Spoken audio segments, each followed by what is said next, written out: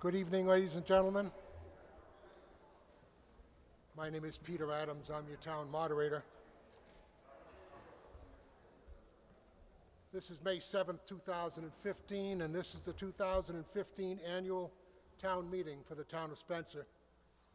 I'm advised that we have a quorum, and I call the meeting to order, waiving the reading of the return of the warrant and noting for the record that it has been served as required by law. For those of you who are willing and able, please rise and join your fellow town meeting members in the Pledge of Allegiance and remain standing for a moment of silence in our national anthem.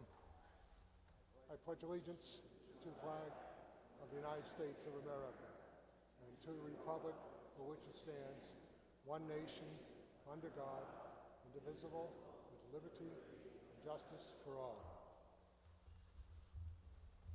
Please join me in a moment of silence for all of those Spencer residents, friends, and family who have passed away in the last year, those who once filled our days and now live in our memories.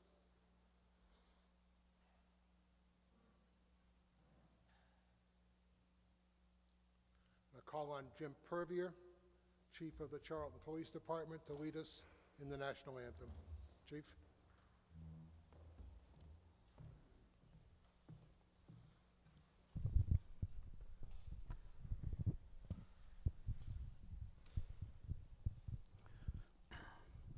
Oh, say, can you see by the dawn's early light what so proudly we hailed at the twilight's last gleaming, whose broad stripes and bright stars through the perilous fight o'er the ramparts we walked were so gallantly streaming, and the rocket's red glare, the bombs bursting in air, gave proof through the night that our flag was still there.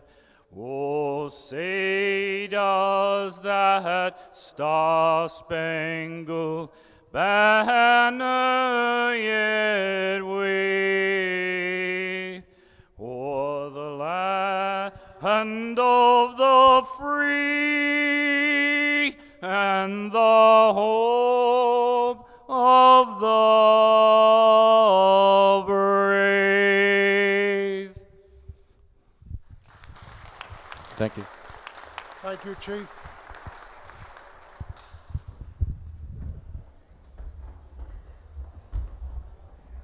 Tonight, we will make history in the conduct of our normal affairs as we exercise our right of self-determination to set the affairs of our government by consensus as a free and equal people in this, the 262nd year of our existence as a body politic. After the onset of the Revolutionary War in 1775, the Continental Congress urged each of the colonies to adopt constitutions. Dutifully, each colony proceeded to adopt and approve governmental charters, except for Massachusetts, which was the last to adopt a constitution. In our state, a proposed constitution for the state of Massachusetts Bay was drafted by the General Court and rejected statewide because of a failure to provide a declaration of individual rights and a separation of powers. On May 4th, 1778, adjourned to May 20th, the Spencer Town Meeting unanimously rejected the proposed charter, and in so doing, helped set the stage in the 80-year drama of reason, hatred, and blood, which was the death of slavery in America. Following the 1778 rejection, the General Court appointed a committee to draft further constitutional documents to be submitted to the towns. The new Constitution, crafted single-handedly by John Adams, first and foremost declared in Article 1 of the Rights of the Inhabitants of the Commonwealth of Massachusetts, the bedrock principle that all men are born free and equal, have natural, essential, and unalienable rights, among which may be reckoned the right of enjoying and defending their lives and liberties, that of acquiring, possessing, and protecting property, that of seeking and obtaining safety and happiness. On May 22nd, 1780, your forebears, convened at a town meeting, unanimously approved this most basic expression of our freedoms, and by October 1780, it was the law of the land. In 1781, Elizabeth Freeman, a black slave in Great Barrington, sued her master for her freedom on the basis of Article 1. The jury agreed that slavery was inconsistent with the Massachusetts Constitution and it awarded her freedom. Later, another black slave, Quock Walker, successfully brought suit under Article 1 that slavery was false imprisonment. As a result, slavery, standing without legal protection, was effectively abolished in the Commonwealth. In the end, though the first was last, the last was to be first. Even though Massachusetts and the men in this town were the first to offer their lives, fortunes, and sacred honor for the right to be free, they were the last to adopt the Constitution. But the principles of government ultimately approved in this town 235 years ago this month, our state constitution, first declared the equality of all people, became the model for the United States Constitution, and remains the oldest functioning written constitution in continuous effect in the world. We give thanks to the Spencer Cable Access for their continued support of your right to know through telecast of these governmental meetings. On the stage, seated with me, to my right are the selectmen. Tony Pepe is the chair, Bo Fritz the vice chair, Gary Woodbury the clerk, John Stevens member, Chris Woodbury member. The town administrator, Stanley Weinberg, are in the back. To my left is the Finance Committee, and Mary Brainey, the chair, will introduce its members. Good evening. Oops. Huh? Okay. Good evening. To my left, Vice Chair Paul McLaughlin, then John Damaris, Tom Parker, Nancy Herholtz. Directly behind me, Robin Joyce, Chris Candell, Bill Wall, and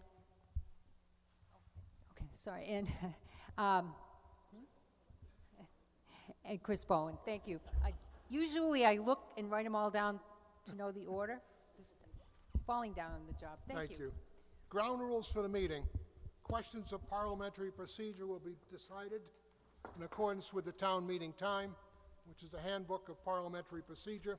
It's been used in this town for nearly 40 years. There's a copy of this at the bottom of the stage here, below my feet if you want to read it. At any point, make yourself free to do that, please. Articles will be considered in the following order. The article will be summarized by me. A motion will be read. The Finance Committee recommendation will be received.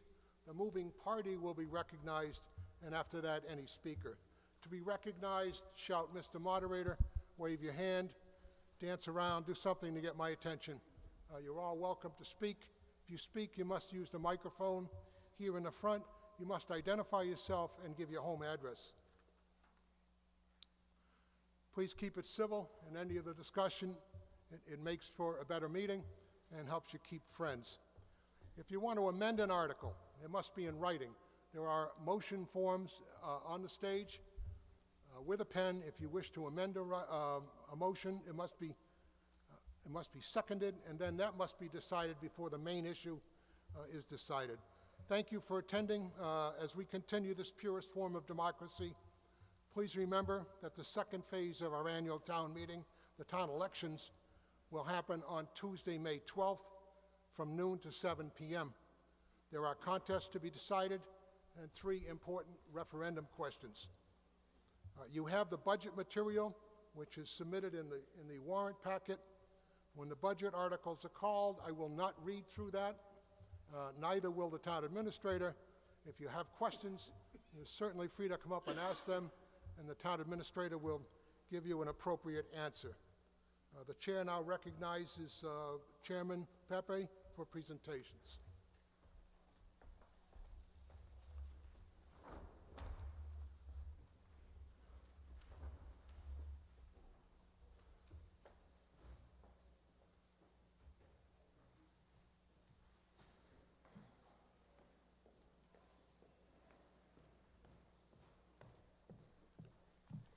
Thank you, Mr. Moderator, and thank you all for coming out tonight and exercising your right to have your voices heard in town government.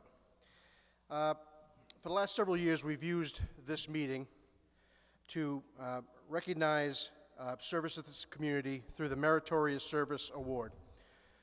Very rarely do you see an unwavering commitment from citizens, so when it does happen, we feel that it should be recognized and celebrated. Tonight we're going to recognize 2 individuals. We're going to recognize them for their long, unwavering commitment to the Council on Aging, a very important segment of our population in town. If I could have those individuals come forward, they are Marge LaPierre and Helen Carden. Can you come up?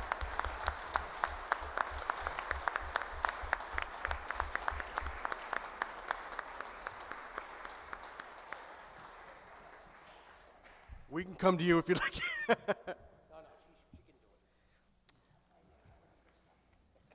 All right.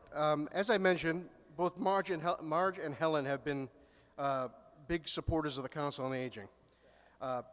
Marge has helped out and served the Council on Aging from 1993 until 2015.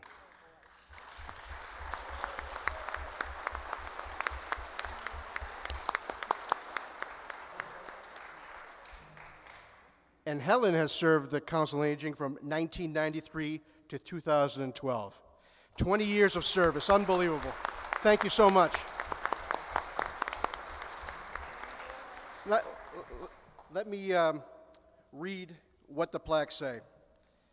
Meritorious Service Award.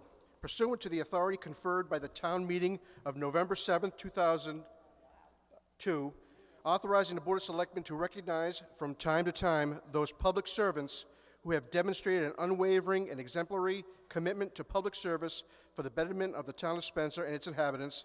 The town of Spencer proudly presents this award to Marge LaPierre and Helen Carden for many years of selfless contribution to the welfare of the town and its citizens.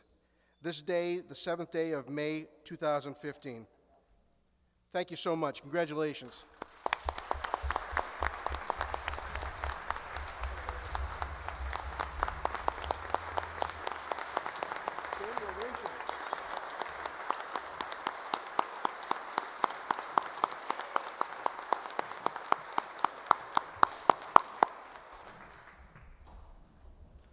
Mr. Pepe, if you would, please. I asked the moderator if I could speak for a moment because when we adjourn, everyone runs for the door like a herd. So I wanted to say something before we ended the meeting.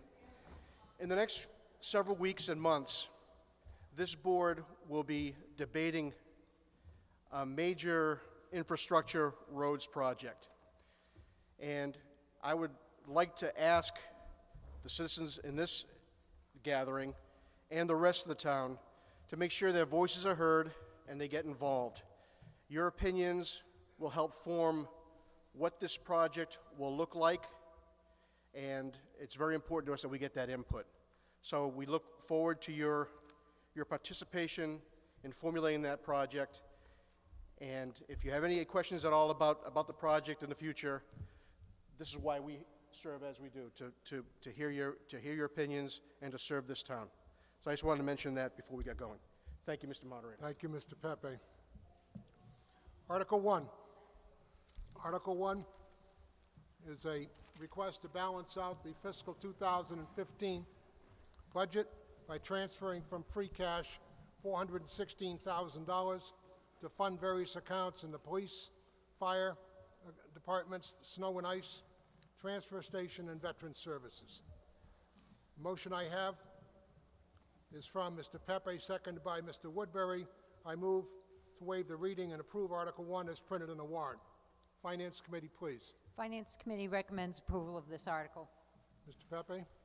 Mr. Moderator, this is something we do at every town meeting. This is just to clear up any unforeseen expenses that occurred during the year, like our monstrous snow removal budget. Questions or comments?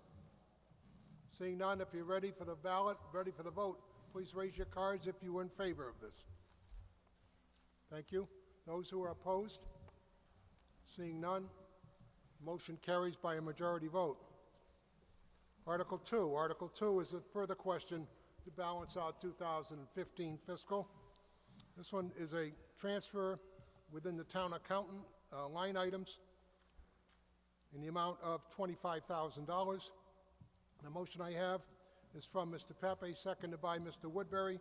I move to waive the reading and approve Article 2 as printed in the warrant. Requires a majority vote. Finance Committee, please. Finance Committee recommends approval. Mr. Pepe. Mr. Moderator, this is another housekeeping item. We had the retirement of the town accountant a while back, and we intended to have, bring in a consultant to help carry the department through, but the town accountant agreed to stay after retirement, so what we're doing, we're moving money that was going to be used to pay for the consultant and move it into the appropriate account to pay that, the standing town accountant.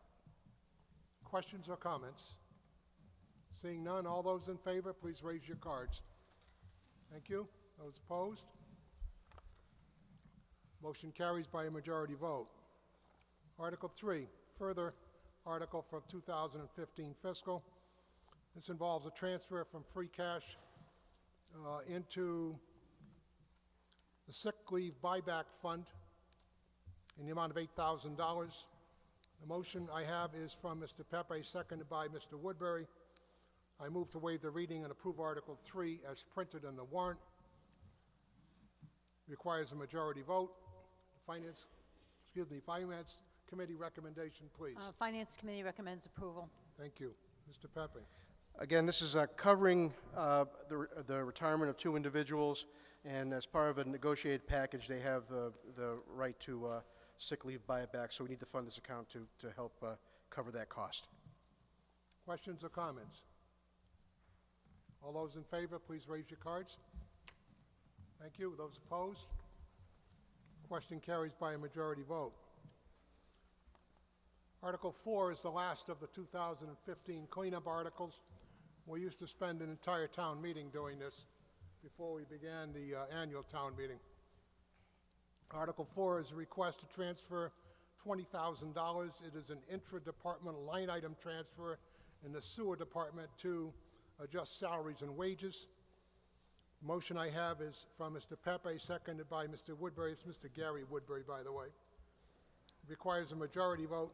I move to waive the reading and approve Article 4 as printed in the warrant. Finance Committee, please. Finance Committee recommends approval. Mr. Pepe. Mr. Moderator, this is costs us to. We have the superintendent of the sewer department retiring, so they decided to bring in his replacement and have an overlap where that new replacement would be trained efficiently and effectively on the operation. So that's why this needs to be funded. Questions, comments? All those in favor, please raise your cards. Thank you. Those opposed? Question carries by a majority vote. Article 5. Article 5 is a standard omnibus article that we act on every year. It covers revolving accounts for the Planning Board, the Sugden Block, the Office of Development and Inspectional Services, Parks and Recreation Commission, Celebration Revolving Fund, Council on Aging, Stormwater Management Revolving Fund. It also authorizes us to appropriate monies received under Chapter 90, these are your highway monies that are sent to the town each year by the state. It authorizes the Select Board to apply for, accept, and expend any grant monies received in community block development grants and other federal and state grant and assistance programs. It also authorizes any fines collected for violations of the fire code to go into a special building and fire code enforcement fine account. It authorizes 50% of any chapter funds which are received by the town on the sale of land to go into a special land acquisition stabilization account. Chapter funds are monies which are received in the form of rollback taxes for lands which have been previously taxed as farmland, recreational land, or forest land. It authorizes the town treasurer to enter into compensating balance agreements and to secure loans with the approval of the Finance Committee to keep the town operating while we're waiting for tax revenues to come in. And finally, it authorizes the Select Board to negotiate town contracts in accordance with the Spencer Governmental Act. The motion I have is from Mr. Pepe, seconded by Mr. Gary Woodbury. It requires a majority vote. The motion is, I move to waive the reading and approve Article 5 as printed in the warrant. Finance Committee, please. Finance Committee recommends approving the consent agenda. Thank you. Mr. Pepe. Mr. Moderator, as you mentioned, this is something that we act upon every town meeting. There's nothing new in these items. You're on a roll, Mr. Pepe. All those in favor, please raise your cards. Thank you. Those opposed? The motion carries by a majority vote. Article 6, the law requires the town every year to set the salaries of elected officials. In the case of the town of Spencer, that means the Select Board, the moderator, the assessors, the treasurer-collector, the town clerk, the water commissioners, the sewer commissioners, and the Board of Health. The amounts are set forth in the warrant. They're all the same, I think, for last year, except for the treasurer and clerk, which have been adjusted. The motion I have is from Mr. Pepe, seconded by Mr. Gary Woodbury. Requires a majority vote. I move to waive the reading and approve Article 6 as printed on the warrant. Finance Committee, please. Finance Committee recommends approval as printed. Mr. Pepe. Mr. Moderator, as you mentioned, only two of the positions here have changed, the treasurer-collector and the town clerk, and they are at about 2%. Thank you. Questions or comments? All those in favor, please raise your cards. Thank you. Those opposed? And the question carries by a majority vote. Article 7. Article 7 is a compensation schedule for non-union personnel under the personnel bylaw. It reflects the hourly wages for these various positions as indicated in the article. The motion I have is from Mr. Pepe, seconded by Mr. Gary Woodbury. I move to waive reading and approve Article 7 as printed on the warrant. Requires a majority vote. Finance Committee, please. Finance Committee recommends approval. Mr. Pepe.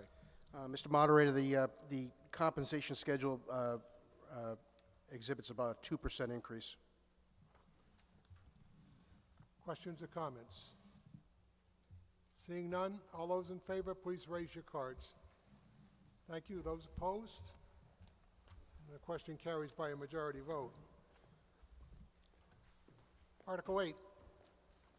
Article 8 is a motion to amend the personnel bylaw to make the town administrator, rather than the personnel board, the party responsible for enforcement under the bylaw. This requires a majority vote. The motion I have is from Mr. Gary Woodbury, seconded by Mr. Fritz. I move to waive the reading and approve Article 8 as printed on the warrant. Finance Committee, please. Finance Committee, because this is not directly related to money, voted to defer to the recommendation of the Board of Selectmen on this article. Thank you. Mr. Woodbury. Mr. Moderator, the board felt that due to the fact we only have a few people in this category, that it'd be best that the administrator handle this. Questions or comments? I'm sorry? What I said was, is we felt it was best that the administrator handle this. We have very few people that fall within this category. All set? Questions or comments?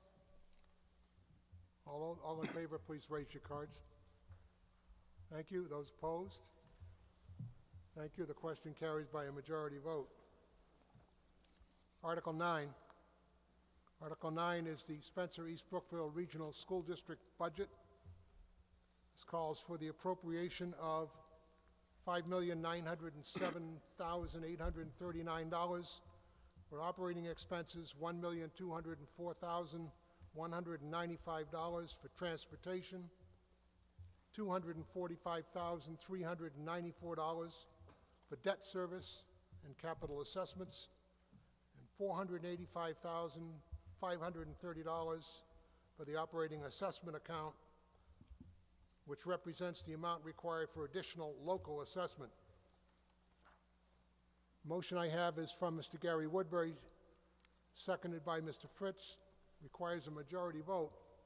I move to waive the reading and approve Article 9 as printed in the warrant. Finance Committee, please. Finance Committee, by a vote of 8 in favor with 1 abstention, recommends approval of this article. Thank you. Mr. Woodbury. Mr. Moderator, this is the approved budget set down from the school committee. And that's what we need to fund. Mr. Shemeth.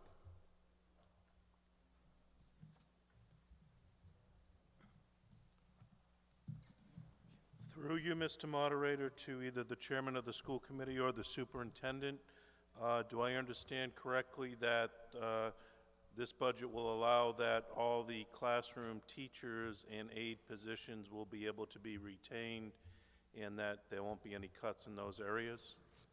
Mr. Hayes. Mr. Hayes is the chairman of the Regional School Committee. Thank you, Mr. Moderator. If I may, by a brief interview and then review, and then I'll have Dr. Crow Yes. answer that question. I'm pleased to announce to you tonight that we are in a much better position today than we were a year ago, both administratively and structurally within the school district. We now have our superintendent to lead us forward to bring this district back to the educational excellence that it had been known for many years. The problems that we have been confronted with over the last several years have not been something that has happened overnight. This has been a slow slide, slippery slide for the last 6 or 7 years, and it's not going to be solved overnight. But I am pleased with the headway that we've made in a short 6 months with our new superintendent. When Dr. Crow came on board in mid-November, we were confronted with the immediate start of the budget process. We had a resignation from a business manager, so her first task was to get a financial controller put in place. She selected Mr. Gary Suter, a resident of Spencer, who has been serving in that position and has been doing an exceptional job in working with the superintendent and the school committee.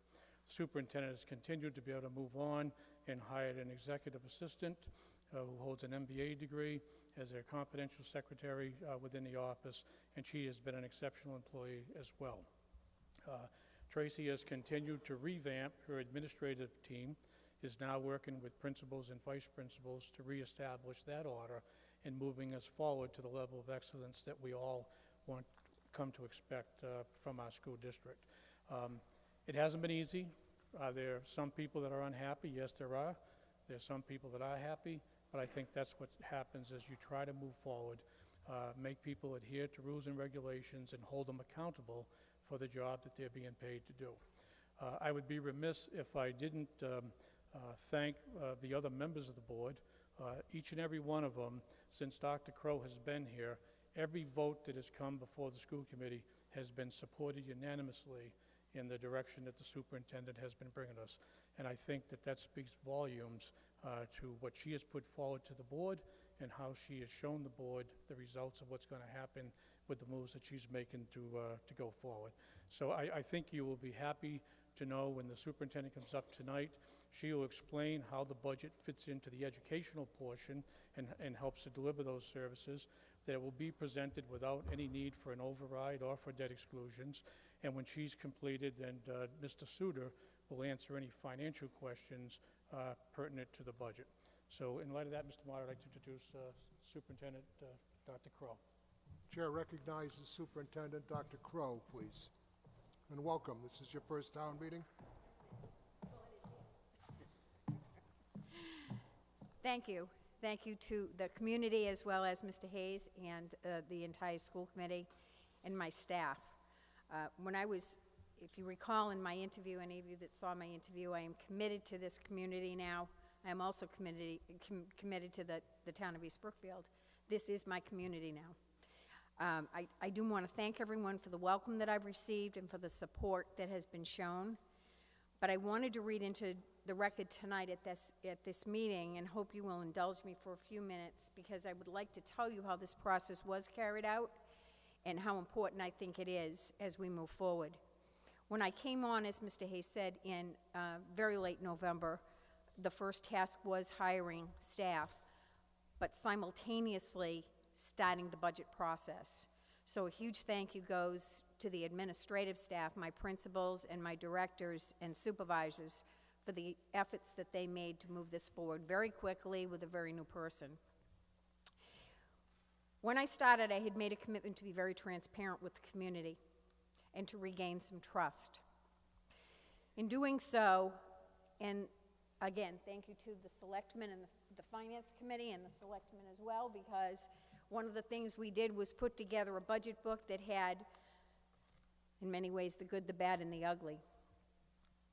We talked about where we had been, we talked about what we intended to do, we talked about what we anticipated needing for our students. These are your students, but these are now my students as well. In the letter that I wrote for that book, this was in January, I would like to read right now. To the Spencer East Brookfield community. As the new instructional leader of the regional school district, I know the entire community's focus must be centered on creating an educational environment in which students have opportunities to excel, to develop fully and thoroughly prepare for their futures. To accomplish this, our efforts must be laser-focused on ensuring that we support the following. First and foremost, safe, clean, well-maintained buildings that are set in place to provide the conditions for effective learning. We need rigorous academic programs that are taught by highly qualified personnel. We need to provide opportunities for self-discovery, for the support and exploration of career paths for all our students. We need to provide our educators with high-quality professional development. We need to have opportunities in the arts, in athletics, civic engagement, music, and community service.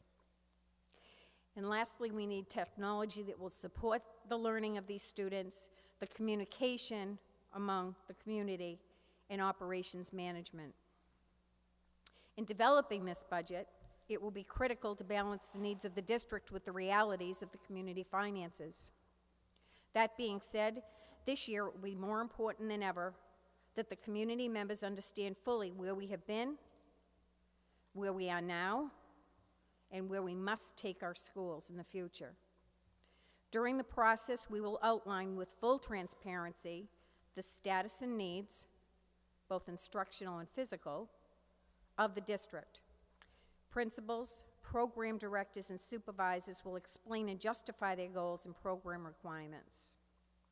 The community will see data that represents what we have accomplished and what still remains to be done as we move this district from level 3 to level 1 and bring back all community pride.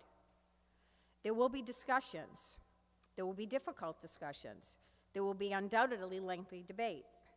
But one thing will remain true throughout the process.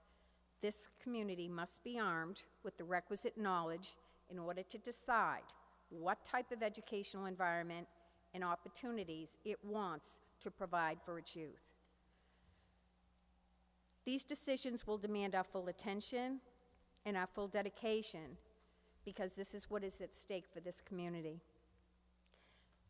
This is our community, these are our students, and these students are the community's future. We can do this together, But we must be serious about the needs of students in order to prepare them adequately for the 21st century and the demands thereof. So we need to begin the important work together. Our students deserve it, and so does this community. When I wrote that letter, the principals and I embarked on a process that was data-driven. It was, don't just say what we want, don't just say what is nice, but say what we really need to educate our students. Don't ask for more than we need, but ask and demand what students require for them to be successful. I do want to thank them again because it was a difficult process. It was a lengthy process, but they stayed the course. And we feel very strongly that the process we went through as we delivered our ideas and our asks to the committee and to the communities were not only heard, but understood. We did at one point, however, come to the conclusion that given the state numbers, we knew that the community would not be able to support everything that we knew we needed. So this year, as you well know by now, Lake Street School, it was decided, it was my recommendation at a subcommittee meeting, that that be closed. It was the right thing to do for students. It was the right thing to do for this community. But in moving forward next year, we need to set the table for some realities. We need the state to understand that these unfunded demands, these unfunded mandates are hurting our students. And in hurting our students, it's hurting their futures. This is your legacy, your students. So I would just close by saying I just do want to thank you for your support. I've heard from many people who have said that they will help in any way that they can. I will ask for your support again next year, but the support is not just the financial support. It's the conceptual support to say our students do deserve, and we need to let everybody know that that's what we're here about. So I thank you for your attention. I do want to tell you that I am committed to transparency, so be heard. I'm a phone call away. And now I'd like to ask Mr. Suter to come if you have any specific questions about the numbers. Thank you. Dr. Crow. All right, we'll hold Mr. Suter unless there's specific questions on items in the budget. Are there any comments, questions? Mr. Shemeth.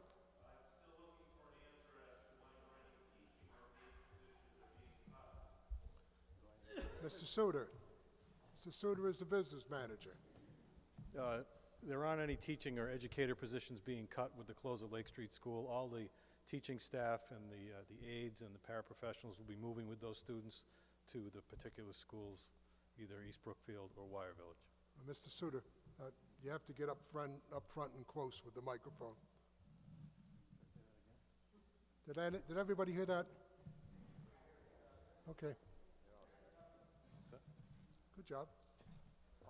Questions or comments?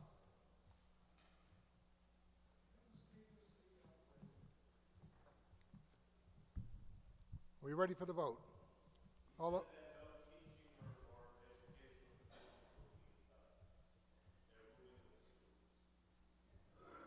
Mr. Woodbury, do you want to be heard?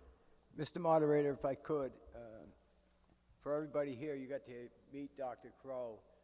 She works very hard at what she's doing, so I'd like to give her a round of applause for the good job she does.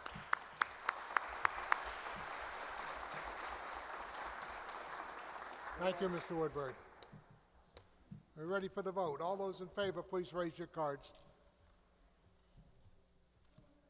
Those opposed?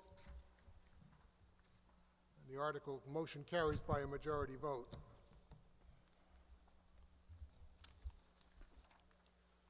Article 10.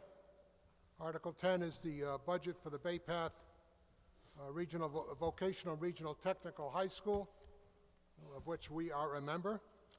It calls for an appropriation of $1,134,038, $872,978 for the operating assessment, $82,414 for transportation, $34,130 as part of our scheduled buy-in payments, and $144,516 for debt assessment. The motion I have is from Mr. Woodbury, seconded by Mr. Fritz. Requires a majority vote. I move to waive the reading and approve Article 10 as printed in the warrant. Finance Committee, please. Finance Committee recommends approval. Mr. Woodbury? Mr. Moderator, this is a budget set forth. We are one of 10 towns that belong to Bay Path. That's all I got. Questions or comments? All those in favor, please raise your cards. Thank you. Those opposed? Thank you. Motion carries by a majority vote. Article 11. Article 11 is the first of 3 non-resident out-of-district assessments. This one is for Smith Regional Agricultural High School. Tuition assessment of $21,746. Transportation assessment, $24,300. Motion I have is from Mr. Gary Woodbury, seconded by Mr. Fritz. It requires a majority vote. I move to waive the reading and approve Article 11 as printed on the warrant. Finance Committee, please. Finance Committee recommends approval of this article, particularly because it's state law and there's really not a choice for the town in this matter. Mr. Woodbury. Mr. Moderator, there's not much I can add to that other than it is an out-of-district agricultural, vocational, transportation cost, and tuition. Mr. Shemet.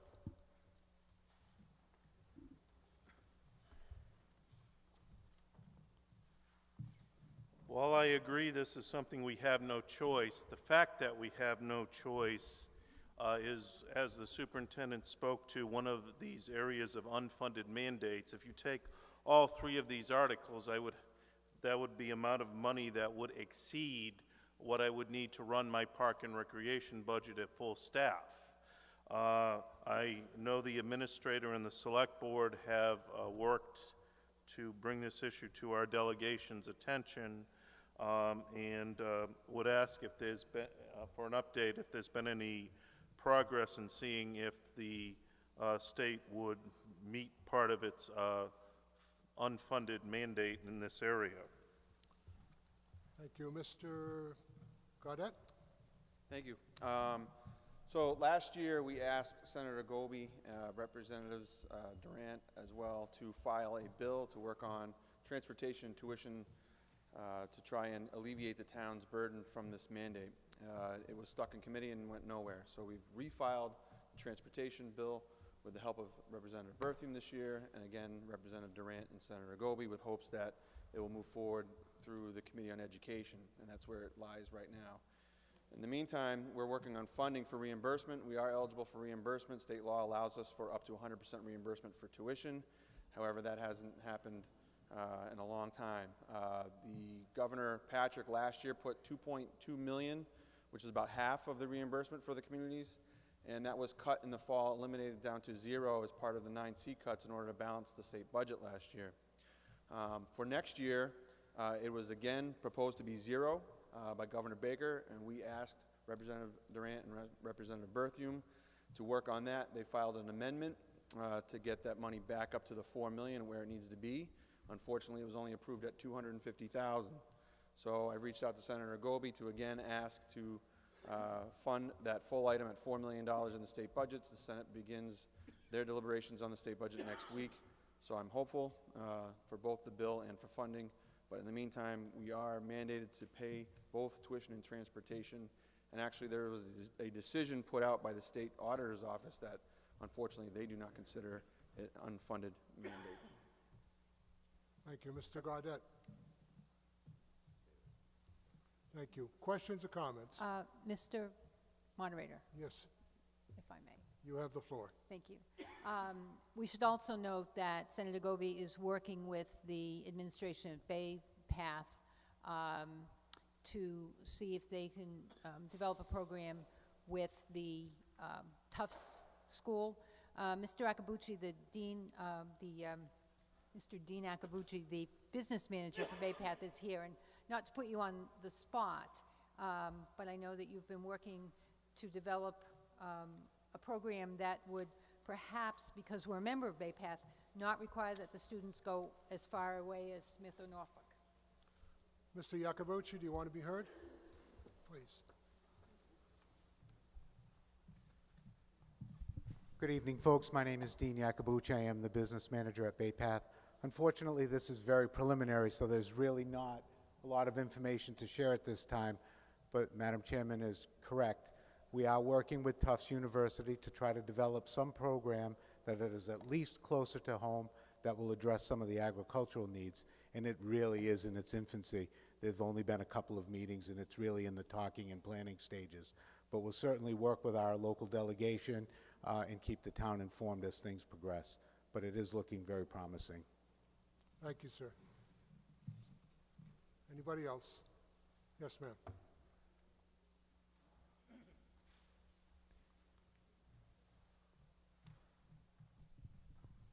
Susan Turkanian, and I live on High Street. How many more years are we going to be facing this with this particular group? Mr. Gaudette. Well, as long as a student is accepted into a program that's out of district, until they graduate, we're responsible for their tuition and transportation. So right now we have one student at Smith, we have one at Norfolk County, and we have 3 students at Tantascwa, which are eligible to attend that program, programs there that are currently not offered at Bay Path. So. Anybody else? Are you ready for the vote? All those in favor, please raise your cards. Thank you. Those opposed? The question carries by a majority vote. Article 12. Article 12 is a non-resident out-of-district assessment with regard to Tantascwa Regional High School. $28,218 in tuition, $16,200 for transportation. The motion I have is from Mr. Gary Woodbury, seconded by Mr. Fritz. Requires a majority vote. I move to waive the reading and approve Article 12 as printed in the warrant. Finance Committee, please. Finance Committee had a vote of 8 in favor of recommending and 1 opposed. Mr. Woodbury? Mr. Moderator, again, mandated by law. Hopefully, the delegation will continue to work on it. Bay Path continues to do what they do. In the meantime, we are mandated to pay these bills. Questions? All those in favor, please raise your cards. Thank you. Those opposed? The motion carries by a majority vote. Article 13, non-resident out-of-district assessment for Norfolk County Regional Agricultural High School. Tuition $21,094, transportation $18,000. The motion I have is from Mr. Gary Woodbury, seconded by Mr. Fritz. Requires a majority vote. I move to waive the reading and approve Article 13 as printed on the warrant. Finance Committee, please. Finance Committee recommends approval of this. Thank you. Mr. Woodbury? Again, Mr. Moderator, we are mandated to do it, and we got to do it. Questions? All those in favor? Thank you. Those opposed? And the motion carries by a majority vote. Article 14. Article 14 is the omnibus town budget. As I indicated to you, I'm not going to read it. It would take all night. It is presented in the book. If you have any questions, please feel free to raise your hand and come up and address them. The overall budget request is for $8,612,035, and this will be raised by transfers from overlay surplus, transfers from the Wetland Protection Fund, and taxation. The motion I have is from Mr. Fritz, seconded by Mr. Chris Woodbury. I move to waive the reading and approve Article 14 as printed in the warrant. Finance Committee, please. First of all, I'd just like to acknowledge the hard work that all the town employees did during this difficult fiscal year with a very restricted budget from last year, including all the highway workers with the snow, the town hall employees having to fit their work into 3 days a week, and the library having lost 7 people as well. This budget will, we hope, begin to at least level off the decline in services and serve as a platform for rebuilding. And the Finance Committee recommends approval. Thank you, Ms. Brainy. Mr. Fritz. Okay, this is just a preliminary budget. We did these overlay and the 10,000 foot thing just to get it to an even budget, so we wouldn't have to have any override or anything. Questions or comments? Mr. Shemeth.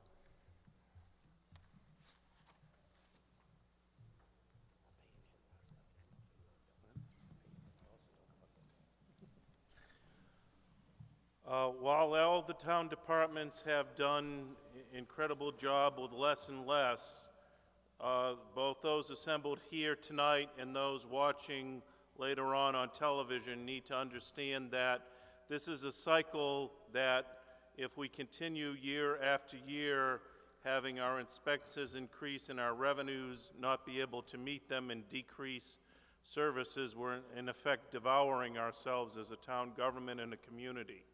So we need to begin the process of not only leveling off to prevent further deterioration and damage, but we need to begin to rebuild. And hopefully, going forward, we will be able to do that with the support of the community and looking creatively to make things happen. But let no one think that it's okay that town hall is only open 3 days a week, that we have parks that aren't maintained the way they should be, with services that they should have, that the police, fire, and highway departments don't have the resources they need to do the job correctly, or that the school department continues to struggle despite their tremendous efforts with demands from the state that shouldn't be there without the money. So when requests come forward in future venues or on future ballots to begin to restore this funding, to begin to rebuild our services, please be open to that. Thank you, Mr. Shemeth.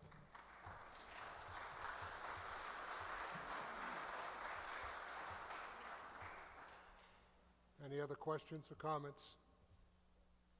It's only $8 million. Ready for the vote? All those in favor, please raise your cards. Thank you. Those opposed? And the question carries by a majority vote. Article 15 is the Water Department budget for the year conducted through the Water Department enterprise account. Calls for an appropriation of $1,377,330. For the operating expenses, $129,046, which is for capital, indirect costs, and authorizes the water commissioners to set their rates to take care of the budget and to reimburse the town for the appropriation. Motion I have is from Mr. Fritz, seconded by Mr. Chris Woodbury. It requires a majority vote. I move to waive the reading and approve Article 15 as printed in the warrant. Finance Committee, please. Finance Committee recommends approval. Thank you. Mr. Fritz. Okay, this is just our regular money that we run the water department for a year, and it's all paid from the water users. So this is paid by the users. All those in favor, please raise your cards. Thank you. Those opposed? And the motion carries by a majority vote. Article 16 is the Sewer Department enterprise account. Same thing as with the Water Department. Operating budget, $1,234,312. Indirect costs of $158,827, and authorizes sewer commissioners to set the fiscal 2016 rates to meet the appropriation and indirect costs. The motion I have is from Mr. Fritz, seconded by Mr. Chris Woodbury. It requires a majority vote. I move to waive the reading and approve Article 16 as printed in the warrant. Finance Committee, please. Finance Committee recommends approval. Thank you. Mr. Fritz. Okay, there again, it's just the sewer users. They pay this fee, and that's what runs the sewer department. Questions or comments? All those in favor, please raise your cards. Thank you. Those opposed? And the motion carries by a majority vote. Article 17. Article 17 is the Water Department Capital Plan. This authorizes $215,000 for replacement of the cold storage building at the Meadow Well and a new utility truck and plow. The motion I have is from Mr. Fritz, seconded by Mr. Chris Woodbury. It's a majority vote. I move to waive the reading and approve Article 17 as printed in the warrant. Finance Committee, please. Finance Committee recommends approval. Thank you. Mr. Fritz. Okay, this is for a new building that we want to put up down to South Spencer. That's replacing an old wooden building. And the utility truck is actually a pickup truck.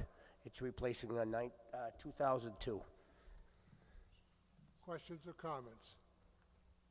All those in favor, please raise your cards. Thank you. Those opposed? The question carries by a majority vote. Article 18. Article 18 is the Town Capital Plan. This funds about 10 or 12 various capital purchases for the fire department, the highway department, parks and recreation, police, town hall, utilities, and facilities. Total appropriation is $376,301.73. This is from free cash, does not come from taxation. Motion I have is by Mr. Fritz, seconded by Mr. Woodbury. Requires a majority vote. I move to waive the reading and approve Article 18 as printed on the warrant. Finance Committee, please. Finance Committee recommends approval of these expenditures, but also would like to recognize that we are not meeting our capital needs in many instances, and we're falling behind. So many of these are things that, had they been taken care of previously, the cost might not have been as high. So we really need to begin to pay attention to ways to fund these capital expenditures as well. Thank you. Mr. Fritz. All right, this list here is some of the top ones on the capital. We have a lot more on the list, but these were the ones that were most needed to be done. And we have to take those oil tanks out. One's out in the back here, and the other one's at Maple Street School. They have to come out of the ground. And the other stuff is, as you can read, it's for a skid unit for the fire department, a new card reader for the highway, a used excavator for the highway, which will do the work on the cap, so we don't have to rent an excavator, and a new radio console for the police department, and then the boiler and heat renovation job here at the town hall ran a little bit over, so we had to get a little bit of money for that. And then we need to do some kitchen improvements for the senior center, which is going to be moved to this hall from the fishing game. Questions or comments? Yes, sir. Mr. Nordquist.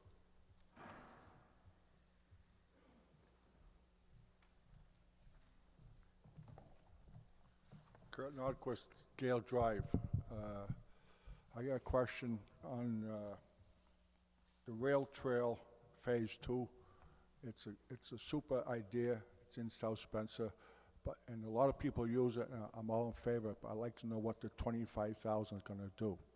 And the second question is, under facilities and utilities, landfill cap. I understand they got to fix the cap, but what are they going to do to keep the violators from going through and causing the same problem again?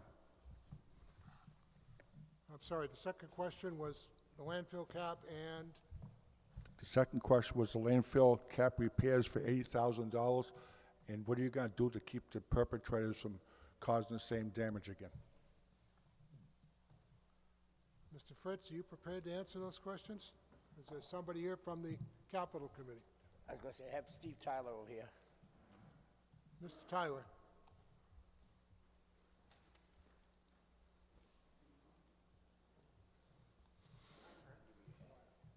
The one question is with regard to the landfill is how we're going to keep the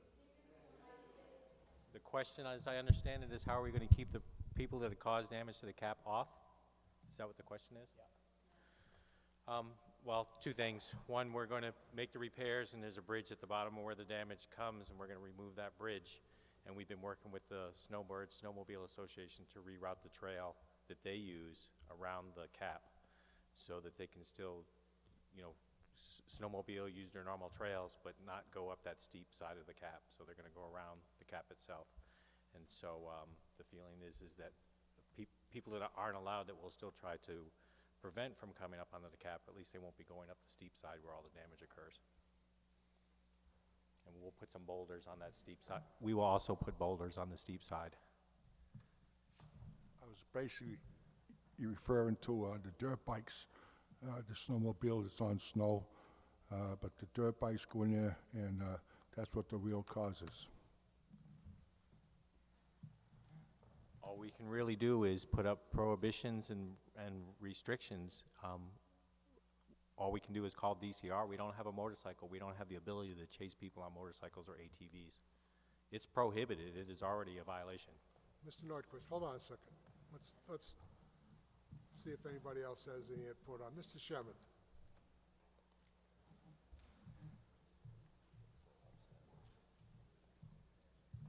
In regard to Rail Trail Phase 2, this past year we received a grant for $50,000 with using $10,000 match from funds that we had in various park capital accounts to do. The rail trail has basically deteriorated over the years from initially when the volunteer efforts and funding put it into place. So with all the rain and snow over the years, without, again, as the chairman of the Finance Committee noted, funds for regular upkeep, it got to the point where parts of it are struggle to get by. So Phase 1, which we've been funded for, will just put in the proper drainage. And like when you pave a street, you have an initial lower layer and then you come back afterwards and put your top coat on. Phase 2 of the grant, which for $20,000 in town match, we get $80,000 from the grant program, and the other money is to cover expenses to prepare the grant application. That puts your top level on your rail trail so that it's handicapped accessible, passable, and usable. And this is one of the heaviest facilities that is used by residents of our communities to support walking, proper exercise, and to explore nature. So we have done our due diligence in getting the best for the taxpayer dollars. For the $25,000 investment, you're receiving $80,000 in grants funds, and you will have a fully accessible, passable rail trail. In my book, that's proper fiscal management and government any day. Thank you, Mr. Shemeth. Now, we've answered the question, I think, with regard to the rail trail, Mr. Nordquist. The question with regard to the cap at the transfer station is, as the snowmobilers, they're going to do some work around the bridge and put some boulders in. As to people on dirt bikes, good luck. That's basically it. If you can get DCR to help us out, then we'll do that. But other than that, there doesn't appear to be an answer, and you're entitled to rebuttal on that. I just have a simple solution on the dirt bikes. If you put up a fence at the bottom off the rail trail, that will stop that. The state had a problem down at Howell Park, and they put boulders up and they went around it. I'm not against people using it, but it's costing us money. It's got to be fixed. And so that's what it's got to be. But if you make, I'm not after having police down there, whatever. They're gone by the time they get there. Put up a fence at the bottom of the pile, and then they can't get in there. That's what the main problem is I see. They just tear up the cap. And they've been banned from other, I say, public properties for that reason. I'm not against the snowmobiles, but it has to be done, I understand that. But you got to do more of a deterrent than putting signs up because they don't listen. Thank you. Sir.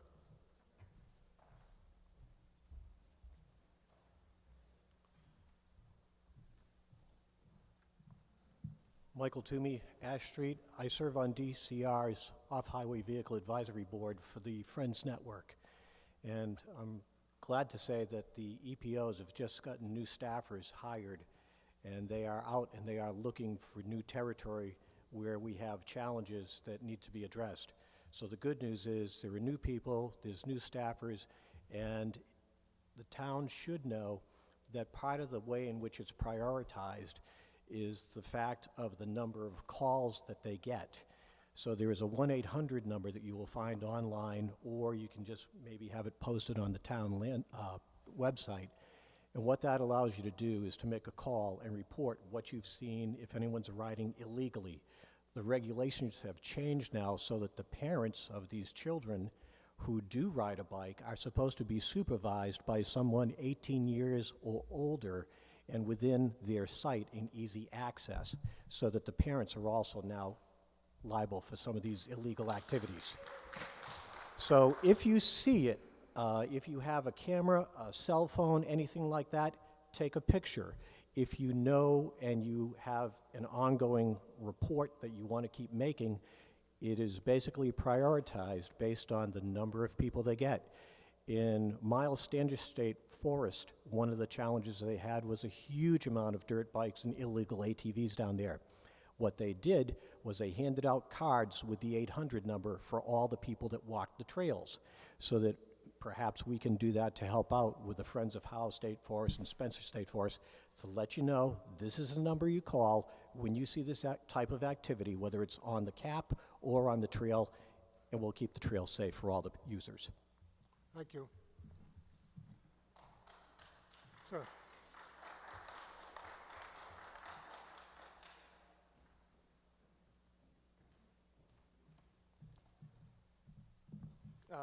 Corey LeCare, 2 Salem Street. Just wanted to point out that the $33,000 investment for the 5-ton skid is being matched by effort and labor from the fire department.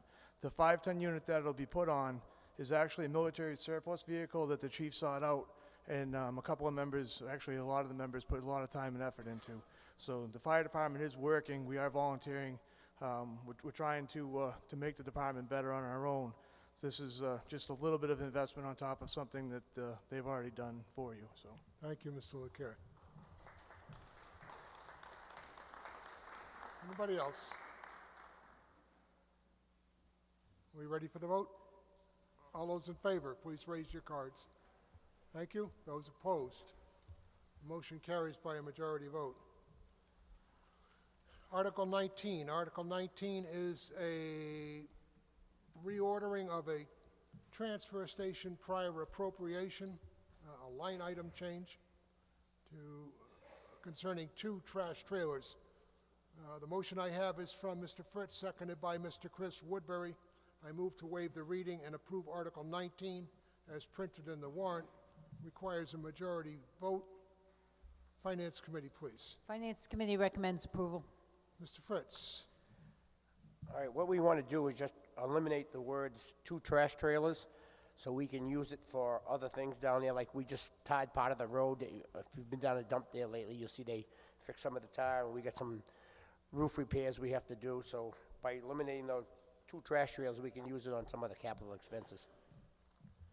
So it's money that was previously appropriated and not spent to be transferred to another use within the same department. Questions? All those in favor? Thank you. Those opposed? The question carries by a majority vote.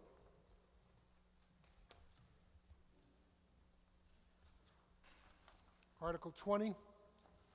Article 20 is a request to authorize the Select Board to negotiate and sell the community property commonly known as the Maple Street School at 68 Maple Street. The motion I have is from Mr. Chris Woodbury, seconded by Mr. Stevens. Requires a 2/3 vote because it involves real estate. I move to waive the reading and approve Article 20 as printed on the warrant. Finance Committee, please. Finance Committee recommends approval of authorization to sell the school. Thank you. Mr. Woodbury.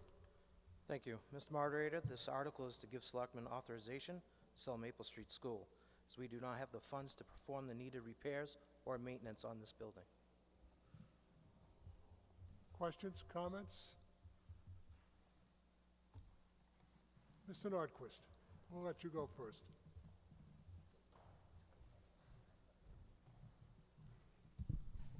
Kurt Nordquist, Gale Drive.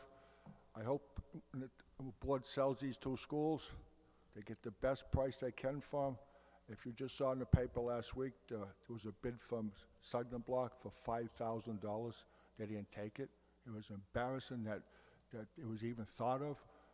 But I'm just saying, I hope we get the best price. It's going to go into general fund and use to fund the town. So I just hope they keep that in mind. Mr. Shemuth.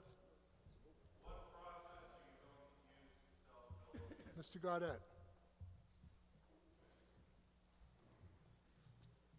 Under state law, Chapter 30B, it requires us to advertise through an RFP. The selectmen will do the same process that we did with the Sugden Block, is that we'll establish a committee. I think we have a number of properties between Lake Street, Maple Street, and a couple others, such as Cherry Street Fire Station and Pleasant Street School, that we'll try to create one committee. That will also take Sugden Block back again, so we'll have 5 properties for that committee to look at. We're required to prepare a request for proposals, advertise, and then interview different proposers that we receive, and then make a recommendation to the selectmen, who are then authorized to negotiate if it's approved tonight that we have that authority.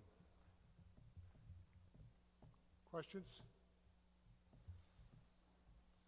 Ready for the vote? All those in favor, please raise your cards. Thank you. Those opposed? I see one opposed, and we'll declare the vote that the motion carries 99-1. Article 21, to authorize the Select Board to sell the Lake Street School. Same story, excess town property. The motion I have is from Mr. Chris Woodbury, seconded by Mr. Stevens. So I move to waive the reading and approve Article 21 as printed on the warrant. It requires a 2/3 vote. Finance Committee, please. Finance Committee recommends approval to sell this as well. Thank you. Mr. Woodbury. This article is to give selectmen authorization again for another turned-in property by the school, to have us authorized to sell it.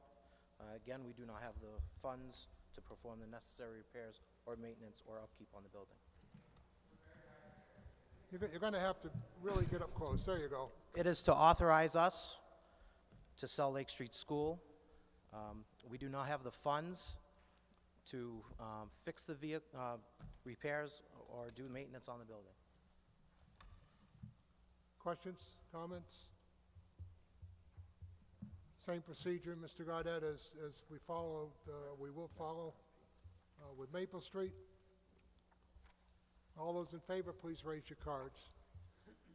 Thank you. Those opposed?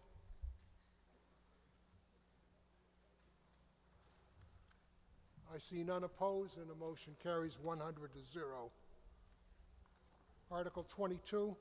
Article 22 requests that the approval for the town to accept title, for the town to transfer title to property on Stiles Avenue to an abutter. This is former tax title property. Requires a 2/3 vote. The motion I have is from Mr. Chris Woodbury, seconded by Mr. Stevens. I move to waive the reading and approve Article 22 as printed on the warrant. Requires a 2/3 vote. Finance Committee, please. Finance Committee defers to the recommendation of the administrator. Does the administrator have a recommendation? Do it. Thank you. So this property is actually a correction that we're trying to make, that the assessors found through the property owner's title review, found that there's a sliver of property amongst the other property that this homeowner owns that is actually still town-owned. We took it by tax title many, many years ago, have been charging these folks taxes, and actually the town owns it. So we'd like to make that correction and transfer it to them. In order to do so, we need your authorization, because you, the folks, the voters of the town, own all the property in the town. So appreciate your authorization tonight. So the folks who have been paying the taxes on the property would also like to have title. Thank you. Mr. Woodbury, do you have any comments? No, no comments at this time. Any questions or comments? Ready for the vote? 2/3 required. All those in favor? Thank you. Those opposed? I see no opposition, and the motion carries by a declared vote of 100 to nothing. Article 23. Article 23 is to authorize the town to accept a gift of a wetlands parcel on Clark Road. The motion I have is by Mr. Chris Woodbury, seconded by Mr. Stevens. Requires a two-thirds vote. I move to waive the reading and approve Article 23 as printed on the warrant. Finance Committee, please. Finance Committee recommends approval. Thank you. Mr. Woodbury?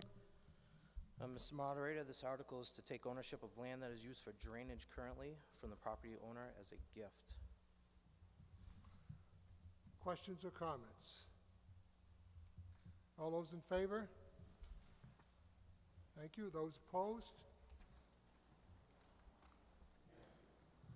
I see no opposition, and the article passes by a declared vote of 100 to 0.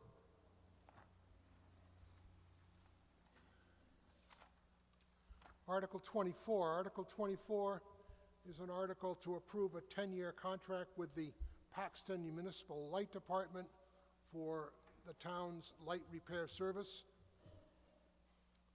The motion I have is from Mr. Chris Woodbury, seconded by Mr. Stevens. Requires a majority vote. I move to waive the reading and approve Article 22 as printed on the warrant. Finance Committee, please. Finance Committee recommends approval. Thank you. Mr. Woodbury? This is to enter into contract with Paxton Municipal Light and Company for maintenance on street lights. Our current contract is about to expire. Get your lights fixed when they burn out. Questions or comments? All those in favor, please raise your cards. Thank you. Those opposed? And the motion carries by a majority vote. Article 25. Article 25 is a new canvassing bylaw, which empowers the chief of police to undertake certain steps to ensure that you're not harassed unnecessarily by those who canvass in the town. The article is printed in full in the warrant. The motion I have is by Mr. Chris Woodbury, seconded by Mr. Stevens. It requires a majority vote. I move to waive the reading and approve Article 25 as printed on the warrant. Finance Committee, please. Finance Committee recommends approval. Thank you. Mr. Woodbury? Mr. Moderator, this article is a policy change that the Chief of Police brought forth to the board for door-to-door salespeople to get permitted and do background checks on them as he sees fit. Chief, do you want to add something? Okay. Questions, comments? Mr. Shemet?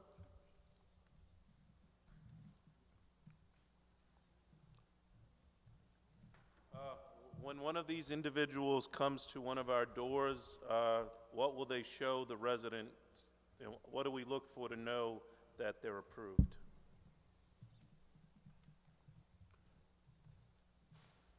Good evening. Just as far as a little bit of a background, our current bylaw is a shall grant type of situation where if someone comes to me and says that they're looking to canvass, I have to issue their license unless I have some advance notice that they're not going to follow the law, which is kind of difficult to do.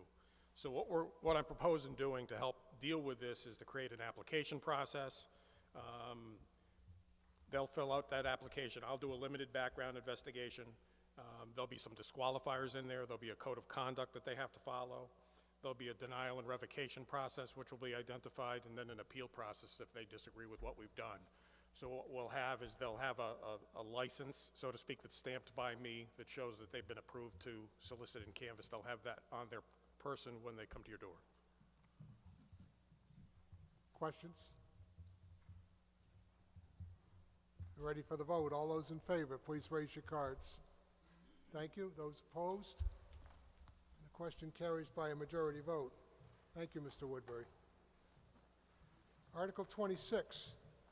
Article 26 is a bookkeeping amendment to allow the town clerk to codify town bylaws that are adopted without a bylaw section or reference. Many times, as we adopt bylaws over the years, they don't get appropriate references and they become hard to find. This would authorize Laura Torti to put these into an appropriate section. The motion I have is from Mr. Stevens, seconded by Mr. Pepe. I move to waive the reading and approve Article 26 as printed in the warrant. It requires a majority vote. Finance Committee, please. The Finance Committee defers to the recommendation of the town administrator on this article. Mr. Stevens, please. I would only add that a town clerk is simply asking the authority to fix typos, minor issues. Given the way we're set up, she can't do that on her own, so this is a non-substantive changes. It's really just to make it read more clearly and fit together as it should in the bylaws. So nothing major. I would take that to mean that the town administrator recommends approval of this. And he does. Questions or comments? All those in favor, please raise your cards. Thank you. Those opposed? And the motion carries by a majority vote. Article 27. Article 27 is a request to amend the bylaws to reduce the quorum at the annual town meeting from 100 to 75 voters. Special town meetings will remain the same at 50 voters for a quorum. The motion I have is by Mr. Stevens, seconded by Mr. Pepe. It requires a majority vote. I move to waive the reading and approve Article 27 as printed in the warrant. Finance Committee, please.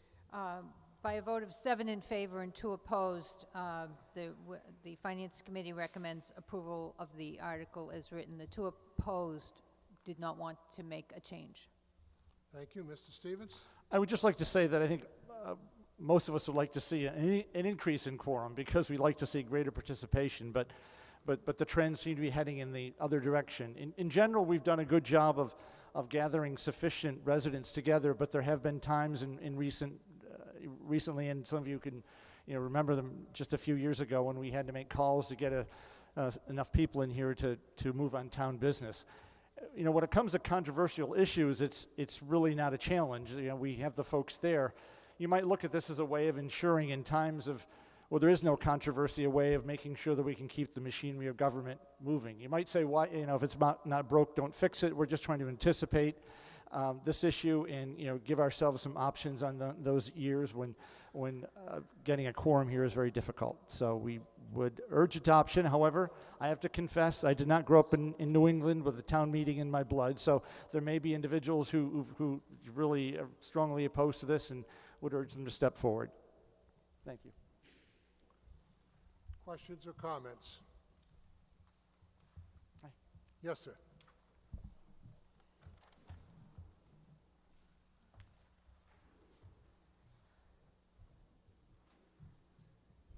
Al at Joe Meadow Road.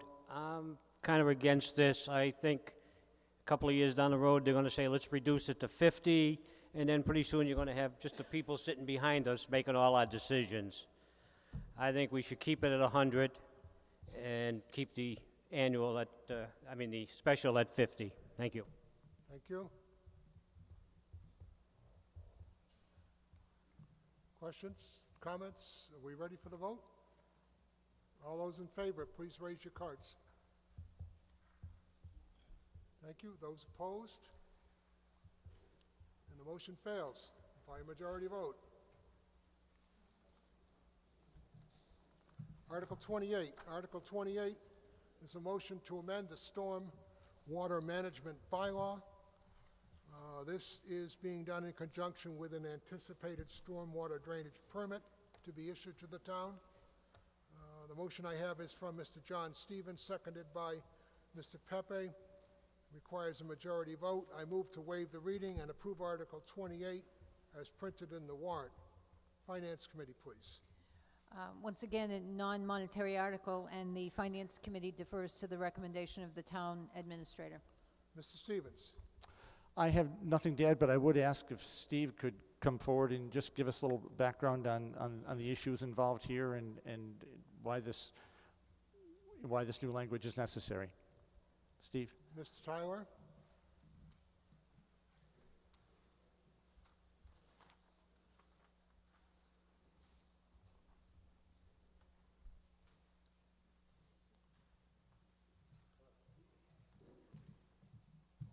The purpose of these minor changes are to meet requirements of the National Pollutant Discharge Elimination System permit, which we have issued through the United States EPA, and we're required to have those conditions in our stormwater bylaw.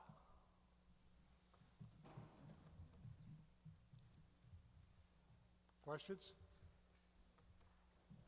All those in favor, please raise your cards. Thank you. Those opposed? And the motion carries by a majority vote. Article 29. Article 29 is an amendment to the zoning bylaws that requires a two-thirds vote. The amendment would allow tattoo parlors in the town central district by special permit. The exact wording is set forth in the article. I have received a written recommendation of approval from the planning board and as required by law. The motion I have is by Mr. Stevens, seconded by Mr. Pepe, requires a two-thirds vote. Again, I move to waive the reading and approve Article 29 as printed in the warrant.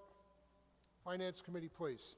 Finance Committee unanimously defers to the recommendation of the Planning Board. Mr. Stevens. I would just add that in all of our discussions with downtown revitalization, we continue to look for businesses that are uniquely suited to old downtown centers, and among the ideas that keep coming up are artists, small establishments looking for who seek a special niche in a community. This is a reflection of our need to diversify our business downtown, and I also think that it's a sign of a kind of cultural change. The association with tattoos has certainly changed, and it's mainstream now. It doesn't bring with it some of the issues that it might have just 10 or 15 years ago. And I know Mr. Whalen would like to make a comment as well.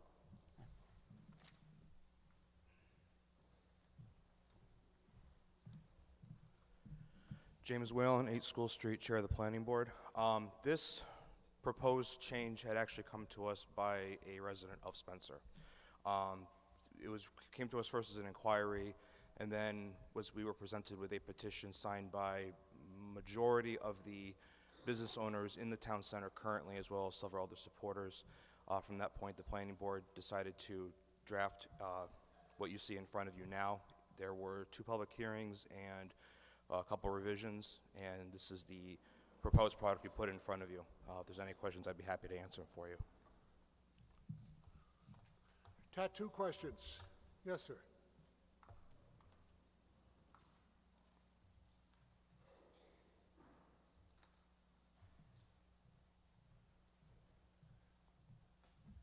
Robert Emerson, 18 Highland Street. I would like to ask the planning board member who the special granting authority will be for this bylaw change.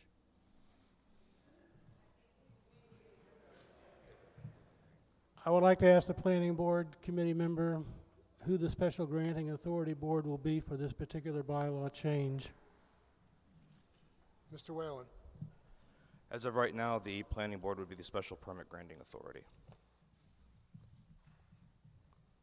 Is there any particular reason you're bypassing the zoning board of appeals?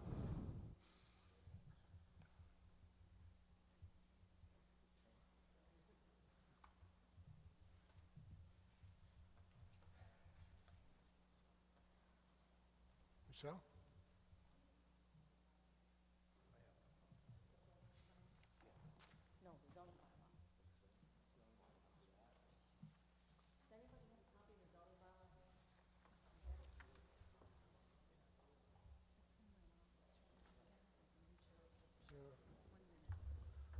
We'll get you a copy of the zoning bylaw. Well, it normally is the ZBA to handle special permits. The procedure normally would be that the application would go to the planning board, it would be denied because it's not permitted without a special permit, and it would go to the ZBA. I don't know if there's anything different in that bylaw.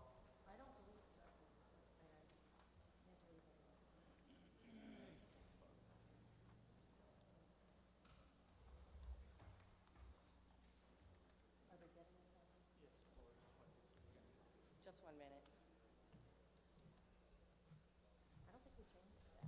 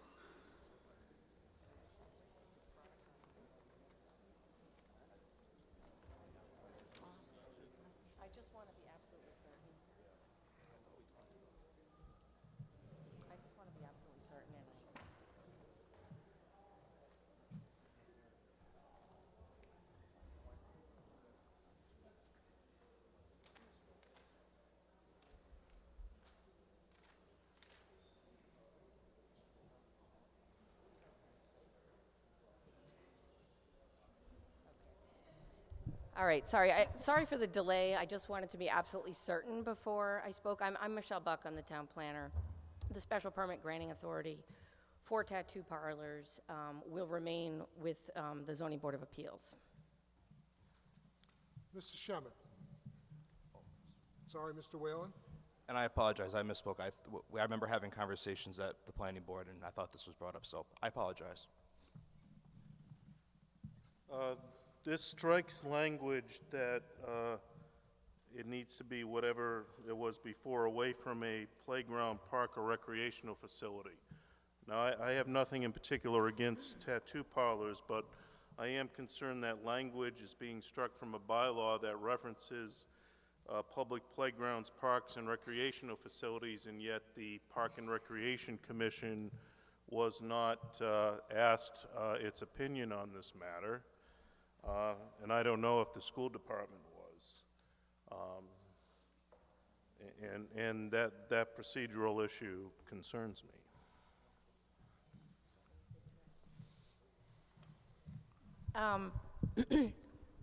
We did not send specific notice to particular departments, but the board followed the normal procedures for zoning amendments. It's advertised public hearings. We had multiple meetings about this. I will say that the primary reason for removing the buffers, excuse me, it's the pollen in the air, was because, in particular, the town center district. The town center district is so small that retaining those buffers eliminated the entire district. And even in the other district that these are allowed in, our general commercial district that's just called commercial, it eliminates about 95% of it. So they just really weren't, it wasn't practical to keep those buffers in place. And the most logical place that tattoo parlors would go would be in our town center district. Thank you, Ms. Buck. Anybody else?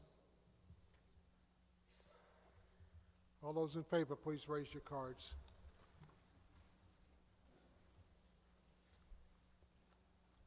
Thank you. Those opposed?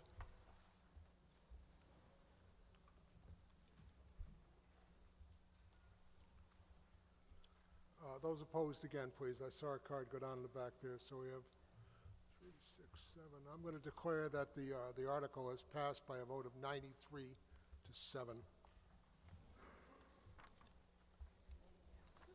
Article 30. Article 30 is proposal to amend the zoning bylaws concerning common driveways. The motion I have, after this very lengthy bylaw, by Mr. Stevens, seconded by Mr. Pepe, is to pass over the article and not take action on it. I move to pass over Article 30. Takes a majority vote to pass over, 2/3 vote to pass it. So the question before you is in the negative. If you vote aye on this, you want to pass over and not act on this question tonight. Mr. Stevens. It's our understanding that there's a few details we worked out in this, and want to be very certain that we had all the ducks in a row. So you'll see this again. This will come back. Questions? All those in favor of not acting on this tonight, please raise your cards. Thank you. Those opposed? Motion carries by majority vote. Article 31. Article 31 is a motion to change the position of treasurer-collector to an appointed position from an elected position. Presently, that position is an elected position. This is in accordance with Chapter 41, Section 1B of the General Laws. It's a two-step procedure. You would have to pass this tonight, and you would have to pass it at the Tuesday election. It's one of the referendum questions. The motion I have is from Mr. Stevens, seconded by Mr. Pepe. I move to waive the reading and approve Article 31 as printed in the warrant. Finance Committee, please. Finance Committee recommends approval of this article, but we want to be clear, it's not a reflection of the current holder of this office. It's a recognition of the changing requirements of the position in the future. Thank you. Mr. Stevens. We echo that, and that has been very clear from all the discussions and the presentations that Adam has made before the board, that This is without regard to there's no performance issues at stake here. We're just trying to anticipate the time when there will be a turnover, and given the complexity of this job and all the financial requirements, we really felt that we needed to be able to, it needed to be an appointed position so we get the best person. I mean, the best person can also emerge at the ballot box, but this way we are sure that the town has the best fiscal management skills available. Thank you. Questions or comments? Are we ready for the vote? I'm sorry. Mr. Woodbury.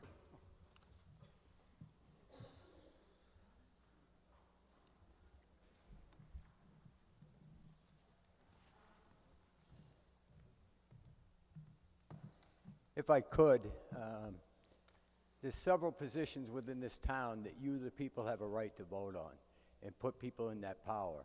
This is one of those positions. Over the course of several years, maybe we haven't done the updates to perform the job or get more advanced technology, but I can tell you this. What's next? Either this position or maybe the town clerk next. I'm against changing this one. Mr. Whalen.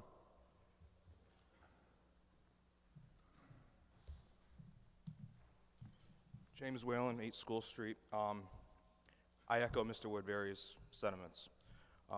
As a student of government myself, I've devoted probably almost 13 plus years now to politics, both as an appointed representative here in town and elsewhere, and I've run for office myself twice.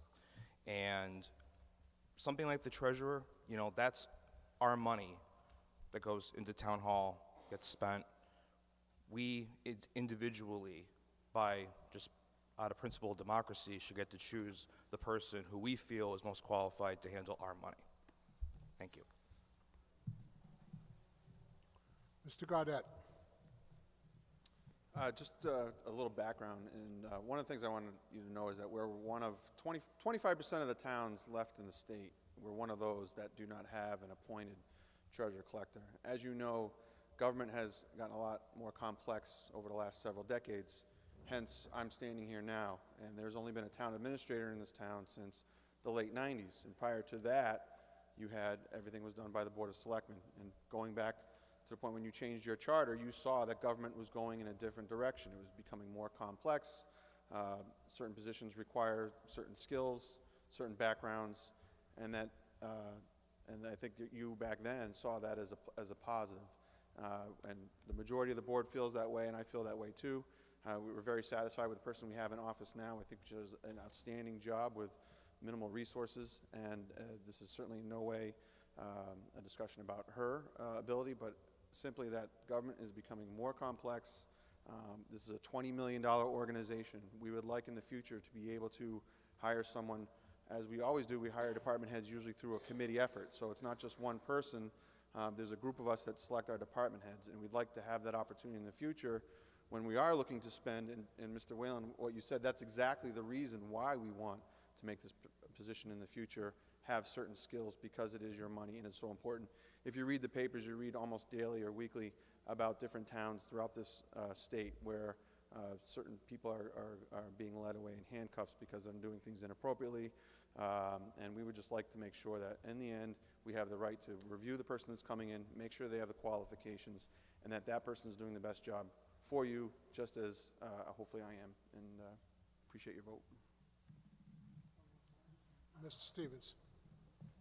And just to remind you, although it may seem these positions are removed from the people's control, you have a select board of 5 individuals, and the authority flows from that body. You know, hiring the town administrator, and receiving reports on departments. You know, we are invested with watching out, you know, for these issues, and I have to agree with Adam that our best defense, I think, in the best interest of managing our money well, we need the best people there, and we need the authority to appoint. Thank you. Mr. Toomey. .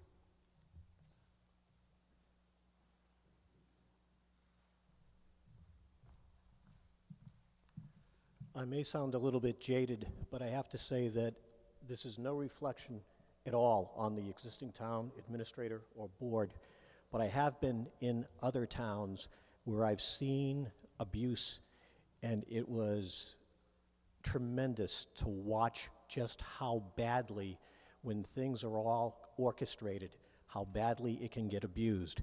And that's the one thing that we need to be mindful of all the time, is the checks and balances that are needed so that we stay free and open. Otherwise, the abuse of power can be exceptional, and it can take a long while. It can take up to 15 years just to make the change back again. That's no reflection on the board here, but I just wanted to bring it to your attention, because if you've lived through it, you would understand you want as many elected people as you can on your town government. Mr. Gaudet. Just one thing in response to the checks and balances. Right now, there is no checks and balances on that position, none whatsoever. The only checks and balance you have if that person is not doing their job is through a recalled election. It's very different when you have an appointed person. They're held accountable to me as the town administrator, chief administrative officer, and then I'm held accountable to the Board of Selectmen, and then those folks are then held accountable by you. Right now, there's no accountability. There is no checks and balances. You have one person in charge, and you're at the mercy of whether or not they do a good job or not. Thank God we have someone that can, but that's not to say in the future we may not.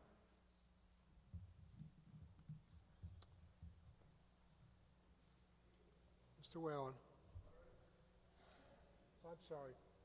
Mr. Parker.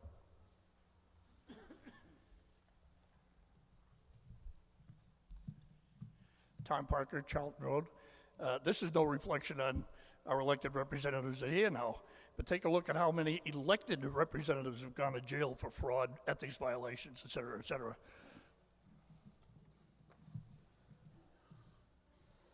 Mr. Whalen, I'll hear you again, and then we'll move on to somebody else. I'll keep it brief, and this will be the last time I speak, because this is just it's a very strong position that I have. In government, there is no 100% guarantee that something may or may not bad happen, okay? I'm going to use an example that I use a lot, and for very good reason. City of New Britain, Connecticut, which is home to about 75,000 people, is the 6th largest city in Connecticut, our neighbor. Its mayor is just turned 27 years old. She took over from a mayor who was much older than her, who ransacked the city budget and spent money where he shouldn't have. The biggest argument against her being elected to handle a $225 million budget was that she was too young. That city has since changed course. It doesn't matter who you're electing, things can happen. But the thing is that you retain the choice to choose who you want running your government. That's it. That's my only position. Mr. Shemeth.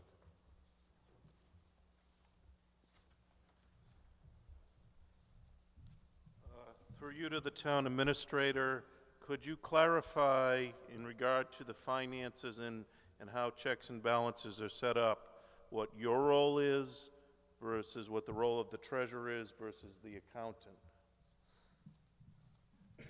Mr. Gaudet. We do have financial policies that are in place. We do have checks and balances as far as the town accountant reconciles on a monthly basis the amount of cash that we have in hand. So there are some checks and balances between staff, but the treasurer doesn't answer to anyone. She is an elected position. That's what I meant by there's no checks and balances. We do have financial policies. We are in good financial standing. We have regularly received good audits. We've been very fortunate to do so. Again, this is no poor reflection on the people we have had performing or that are performing the job now. As I said, this is recommended by the State Department of Revenue. We are a $20 million organization. Thank God we have someone in the position that we have now that can do the job. But that's not to say that if you look around the state, there are plenty of other towns in this Commonwealth that have not been so fortunate.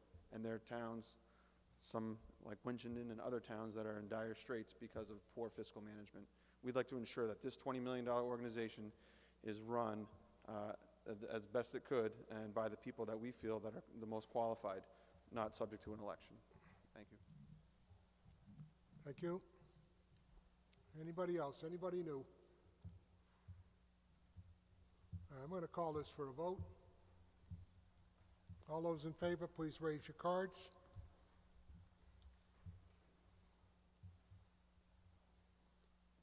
Thank you. Those opposed, please raise your cards.